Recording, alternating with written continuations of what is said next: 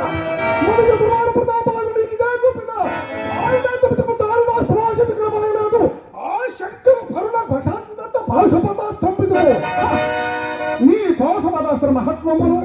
గౌరవనాస్త్ర పటుత్వమును అడుగనేల అర్ధనాథములై ఏదో విఘీనుడు నివాత కవత కాలకైన గెలిచను తనక తాన ఏడవలసిన వచ్చిన సంఖ్యను నిర్మించను ఒక మహాప్రతాపమనయ్య ఊహించుకుంటుంది అదేగాక నిండు మగతనములే సగమారు దిగమేశ్వరుడు ప్రసాదించిన వస్త్రముల మమ్ము ప్రారంభించినది ఏమి రుద్రుడు నిండు మగతనములేనివాడు అయ్యా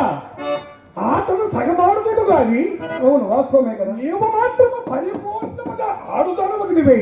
అదే నిరంతర నారీరోడు నువ్వు ఈ మా శంకర పోషణ చెలక్కలేదు ఈ అర్జును గెలుచుటకు తుచ్చలకు నరకాసురాత్మ గెలుచుడు కాబోరుడు